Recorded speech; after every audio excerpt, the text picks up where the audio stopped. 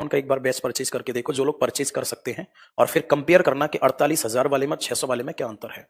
या तो ये है कि फीस कम है तो इंपॉर्टेंस नहीं समझी जा रही है, ऐसा भी तो हो सकता है।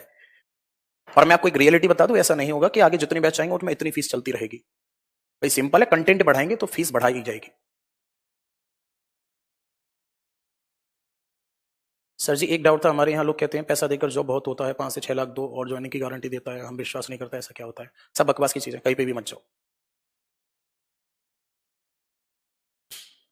और सबसे बड़ी बात वहां पे, चलो वहां आपसे कोई ये भी नहीं पूछने वाला कि आपको ये चीजें समझ आ गई नहीं आ गई। मैं पूछता हूँ, क्यों पूछता हूँ भाई? कहीं ना कहीं तुम लोगों के साथ सिंपैथी है मेरी।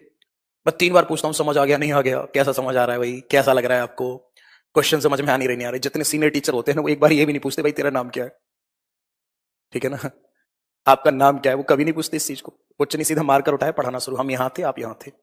और सबसे बड़ी बात, अगर एक ने डाउट भी पूछ लिया ना ऑफलाइन में, तो पता क्या होता है, पूरी क्लास उसकी तरफ ऐसे घूर रही है, उसने कोई बड़ा सा जुल्म कर दिया। और फिर वो ये भी बोल रहे हैं कि ये क्या हो जाएगा, इसका सिलेक्शन कहां से हो जाएगा यूपीएससी में। Confidence low, moral down. अब आप सदमे में आ गए, बोले यार क्या हो गया, मेरे पैसे तो बेकार चले गए। वहां पर कोई रिफंड की भी डिमांड नहीं करता, क्योंकि स्लिप पे साफ लिखा हुआ होता है, फीस इज नॉट रिफंडेबल, उस पर साफ लिखा हुआ होता है। तो जो अपॉर्चुनिटी है ना आपके पास, उसको थोड़ा सा गेन करो, समझो इन चीजों को, ठीक है ना। टाइम लगभग हमारा हो चुका है। अब आप तो एकदम नॉर्मल हो गए सर जी, मैं ऐसे ही पढ़ाता हूँ नॉर्मल से, मैं सच बताऊं तुम्हें, ओके। और हमेशा एक चीज रखो, आप अंदर से पॉजिटिव रहना बहुत जरूरी है। पता है मैं अपनी बता रहा हूँ, जब मैंने शुरुआत में तैयारी की थी ना, तो सेल्फ स्टडी की है। पहली बात मैं आपको बता दूं, जितना जो कुछ भी पढ़ा है ना, सब अपने दम पर पढ़ा है। और यही कारण है कि काफी कम टाइम में इतना सब कुछ हुआ है। मैंने किसी भी टीचर से पर्टिकुलर कोचिंग नहीं की, 3 या 4 महीने के करीब, मैंने 3 महीने के करीब कोचिंग जरूर की थी अपने लोकल एरिया में। 2 महीने 3 महीने की, तो वहां टीचर से कुछ भी पूछो आंसर ही होता था, बाद में बताऊंगा, बाद में बताऊंगा। हिमालय ऊंचा क्यों है, बाद में बताऊंगा।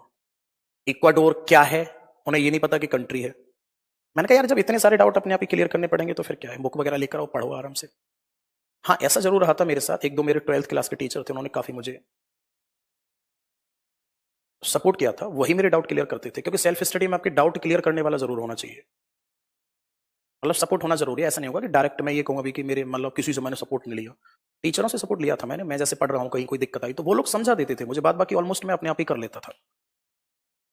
तो सेल्फ स्टडी करने के बाद फिर धीरे धीरे समझ आने लगा कि इंपॉर्टेंस क्या होती है। और एक चीज बताऊं, कुछ भी अगर आपको ये लग रहा हो ना कि बिना कोचिंग के कैसे पॉसिबल हो जाएगा, बहुत आसान है, पक्का बता रहा हूं। बशर्ते ये होना चाहिए कि आपका इंटरेस्ट कितना है। भाई मुझे एक जुनून था कि मुझे ज्योग्राफी पढ़नी है, मुझे ज्योग्राफी पढ़नी है। तो वो जो जुनून होता है ना, हमारे ऊपर सवार होता है ना, मैं सुबह 3 बजे जग गया तो मैं उसको पढ़ रहा हूं। तो ये सबसे बड़ा एक तरीका होता है जो आपको आगे तक लेकर जाता है। बिना जुनून के कुछ नहीं होता। फिर धीरे धीरे टीचिंग लाइन में आने के बाद फिर एक ऐसा अंदर से जुनून आया, भाई नाम करना है, बच्चों से ये कहलवाना है कि हाँ भाई टीचर बहुत अच्छा है ये। तो जहां आपकी थोड़ी बहुत तारीफें शुरू होने लगती है ना, तो आप खुद अपने आप, कितनी भी थकान क्यों ना हो सर, आप खुद अपने आप बैठ जाओगे बुक लेकर और पढ़ोगे आप।